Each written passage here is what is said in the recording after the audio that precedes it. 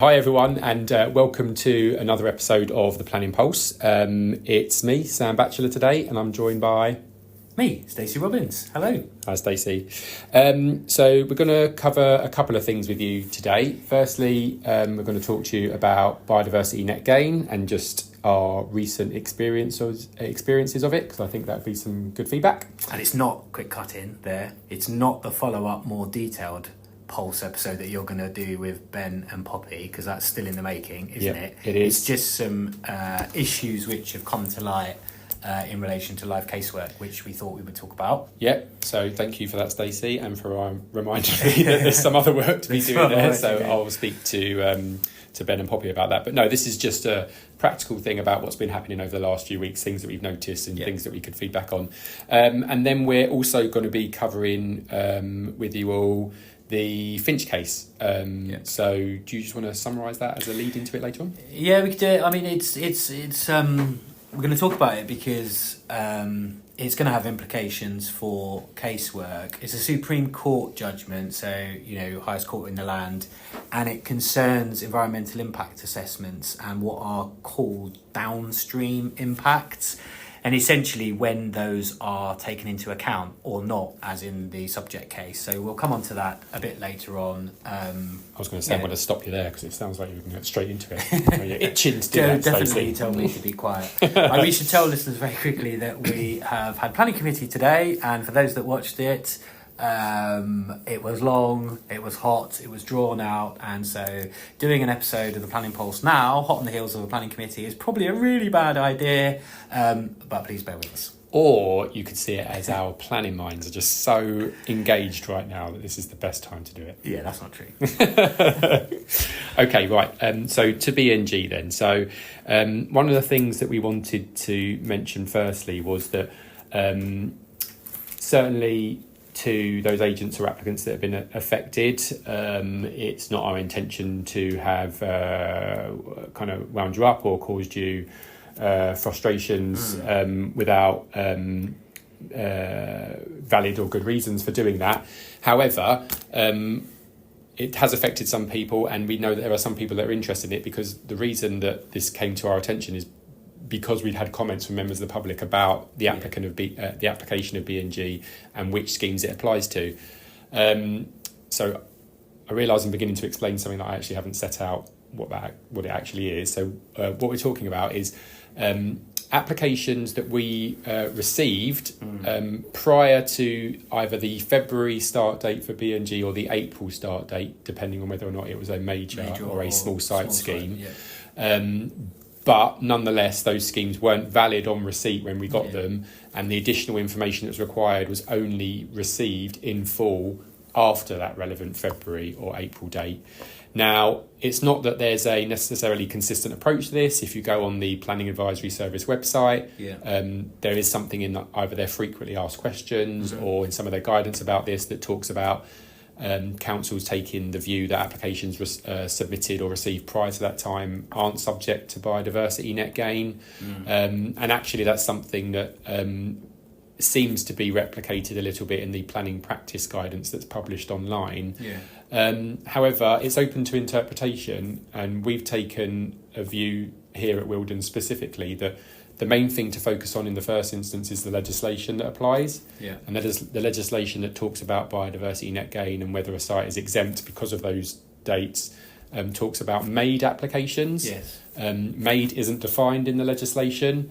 However, when you cross-reference different pieces of legislation, and specifically the Development Management Procedure Order here in this instance, which talks about the form that applications should take when they're submitted to us, well, that quite clearly explains an application is a complete application when we receive not only the application form and then the specific things that the procedure order mentions, like design and access statements where they're relevant, and fire statements when they're relevant, but also that applications have submitted the requisite requirements under both national and local validation checklists.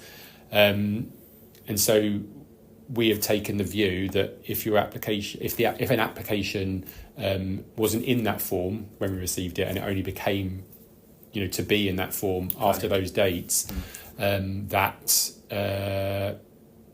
the law changed during that time. And that it's a crossover period. It's a crossover period. It's a point in time. And that those applications were subject to Biodiversity Net Gain. Now, frustratingly, those applications were registered without necessary information. That necessary information being whether the scheme was exempt, because it has been the case that some of those schemes that we noticed did fall into that category were exempt from B&G, but some of them weren't, and we've contacted a number of applicants and agents about that recently, and we just wanted to explain that to everybody. I mean, and just on that point, I think it's sort of classic case of unhelpfully drafted legislation to use the word made and then elsewhere to use the word valid, and then also complete. Definitely. It's very tangled. It's tangled, and everyone's got to take the responsibility for their own role in it. But I mean, if you take the PPG as a specific example, that I think interchanges three different types of terminology. That talks about made applications as per the relevant regulations, but it also talks about submitted applications, and I think also it mentions received and or valid applications. So it's quite confusing. We can understand why someone would take the view, well, I did submit something, and look at it in plain English terms. But anyway, we are where we are, and we've taken the view that the principal starting point is the legislation that says made, and we believe that a made is a valid application. It's actually only impacted a small handful of applications, about a dozen of them that within that. And from what I've heard so far, as much as some people are frustrated, they're jumping on it and they're accepting it. A couple haven't, and that's fine. There's a challenge, polite, but there's a rebuttal, if that's the right word to use. I suppose in closing that particular point is to say that we're open to discussion. It is our interpretation of legislation. If you think we're wrong on that, then please tell us, and we can take a look at that, and we can have a discussion. So I just wanted to mention a few other practical things as well that we've noticed over the last few weeks since we've been receiving new applications, validating them, and in fact actually assessing some. Firstly, reasons for exemption. So we are noticing that applications that definitely are potentially liable for B&G, so that's essentially everything now that's been submitted definitely since April, but also February for our majors. If we focus on those small sites ones, not all of them are coming through with a statement or an explanation about why an exemption applies. It may be being flagged up in the application form with the relevant question being ticked, but when you tick that question saying that it is exempt, you actually are, as a validation requirement, meant to then explain why. There seems to be a little bit of confusion about what the reason should be if there is an exemption. I had some feedback from our technical team that process our validations for us that one of the main exemptions that people seem to be putting down is self-build or custom build, but that half the time that's not relevant. So just as a point of clarity, really, self-build and custom build as an exemption means self-build or custom build for new houses, and in accordance with the Self-Build and Custom Build Act. But we've seen, just as an example, someone putting through, I think it was a toilet block to a commercial building, marking that as self-build, and putting that down as the exemption. It was still exempt because it was probably de minimis on the basis that it wasn't a large enough site area that was being affected. However, I suppose it's just a reminder to all that do your due diligence when you're submitting your application. If you do think that your application is exempt, mark so on the application form, but you do have to send us a reason explaining why. And then related to that as well, just because we've had some practical experience of dealing with it, is what we deal with in terms of the retrospective exemption in applications. It's something that, again, if you go onto the Planning Advisory Service website and their section on B&G, there's a whole forum about how councils are meant to deal with this, because there's no further explanation in either the PPG or the relevant law about what retrospective actually means. Now, we all know in planning terms that a retrospective application is one that's submitted under Section 73A, Town and Country Planning Act. However, we get applications that are part retrospective in so much as permission is being sought for the work that's already been undertaken that needed plan permission, And then but then there are other things further. included in that application that don't yet have plan permission and have not yet been built. I think there was a worry from some that is a retrospective application in terms of the BNG legislation.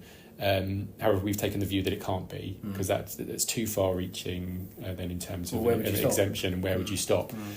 So I appreciate there'll be difficulties in it in terms of calculating which areas are counted as the retrospective areas and which aren't, in terms of then using the relevant metric, etc., to undertake the work.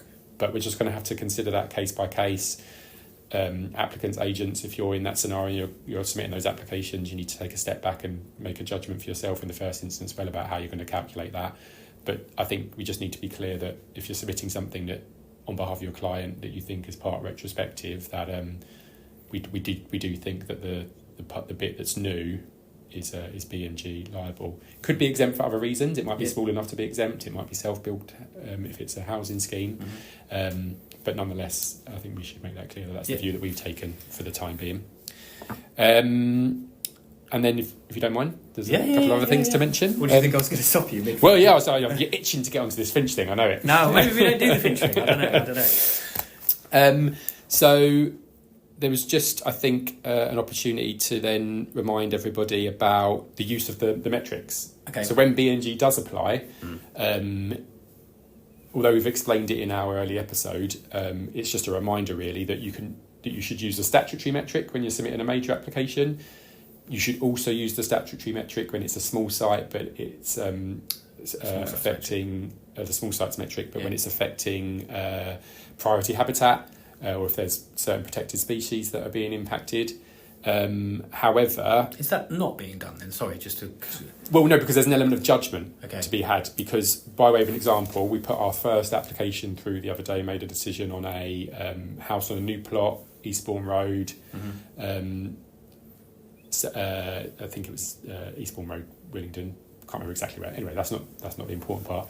The important part was that it was within 500 metres of priority habitat because it was relatively close to the Pemberton Levels SPA. However, in the grand scheme of things, this site has, in terms of biodiversity net gain, nothing to do with that in any way, shape or form. Clearly an issue in terms of surface water, making sure that's dealt with properly and what impact surface water has on the SPA. However, in terms of BNG, not an impact. So something that should be flagged in the metric when it's used, but the small sites metric is still acceptable to use in that instance. But sticking with that same case, what we also learnt from processing that case was that whilst the applicant had identified the vegetative habitat that was on site, and only put that into their metric, and the metric was coming out saying it's fine, and also that they can achieve a 10%. When we actually tried to went to scrutinise that, analyse it, and make sure that we were happy with it from an application assessment point of view, that wasn't the right way to go about it. When you have an application and you identify the red line for the site, you have to input into the metric everything in that red line. Okay. So the metric also has options to choose things like existing built form, paved areas, etc. Okay, right, I get it. They don't have any value, so they shouldn't necessarily change the outcome. However, it's got to go in because it makes it a much easier thing to understand when you're then going through and checking what the outcome of the application should be. And in fact, they did miss something because they'd focused on what was the better habitat on site, which was a hedgerow planted along the boundary, which had a much higher value than anything else. However, it was the side garden of the existing property. So although there was a large bit of patio that had zero value, there was a bit of lawn that we've learned from the metric has actually quite a small value. Right. Because when we first put in, just testing it out, and this was with Zoe O'Sullivan, our team, one of our case officers, it was coming up saying zero, but as we increased the amount of lawn that could be attributed to that site, it came up a little bit, and then we realised, actually there's a value hidden in there. So it was coming up saying there was 0 units related to that site, but actually as we made it bigger, it changed to 0.1, 0.2. So it is important that you log everything on site. Mr. Robbins is smiling at me, like, I don't know. He's just realising this is a headache. No, it's just, I don't know. Yeah, we got to do it. It's the law, isn't it? But it's, Yeah, although I think the positive outcome from it was that we've realised that it's, especially because we've got some new software, we've got some software that helps us to analyse this information really quickly. It was sound like it. It was easier than we thought it was going to be in terms of understanding what was being delivered on site. But more importantly, it told us what was being delivered in an instant. Right. And it was very easy to understand. We'll get the hang of it. It's just changed. I mean, Yeah. I'm being slightly naughty, laughing. Well, but, there'll be more complicated ones, and maybe this yeah. was an easier example, but something for everybody to kind of pay attention to. Make sure that you're using the right metric, and also that you're putting filling it all the out in terms variables of in, everything yeah. that needs to be accounted for within the red line. There's a question there, isn't there, which I'll ask it, but don't answer it, which is what would we do in terms of inputting and checking the validity of the metric submission if the applicant and agent have not given us all the information? Do we just judge it by what we see on site? We would have to, wouldn't we? I think the answer is it depends. In this instance, I think it was right that we went back because of the fact that some habitat had been missed off. Right. And so I don't think it's for us to identify that. You could say you've got an incomplete metric, which goes to the validity of the application, etc. Yeah. Fortunately, the applicant in this instance turned it around in a couple of hours and we were able to still issue it very quickly within a day or so. That's good. But there will be instances in which you can judge it for yourself. I mean, going back to this exemption argument, for example, you could argue that an application is invalid if the exemption hasn't been explained. But equally, if we can work that out for ourselves, then we should do, and we should be pragmatic and process those. If it's something small that we realise isn't going to be consequential when when the metric actually is being used, because BNG does need to be delivered, maybe we won't kind of be so pernickety about it. And we needn't be, actually, because at the application stage, we only need to understand what the base level is and could something be delivered. They still need to discharge their planning gain condition later, so it's much more important later down the line. Yeah. Okay. Although it's good, actually, to walk listeners through it, because it shows that we're struggling with it. We're not struggling, but as I said a second ago, it's new, it's different, it's an extra that we've got to plug into the assessment, which is already covers all manner of things. So great. You got one more? No, I think that was it. That was it? Yeah. Well, maybe actually this Finch thing should be the subject of another pulse, because it's quite long and potentially complicated, and we've spoken for quite a while. What do you reckon? We're very nearly up to 18 minutes, aren't we? Yeah, I think maybe that's a good should we shout. make it another one? Well, Yeah. We've already mentioned what it is. For those that are interested, it is the Supreme Court judgment in Finch, and its downstream impacts. Let's not talk about it now, Sam. What we can do is test if anybody listens to the end, because if you have any questions about Finch and how it might apply to Wilden cases, pop us a question on the Ask the Development Manager on the Let's Talk forum.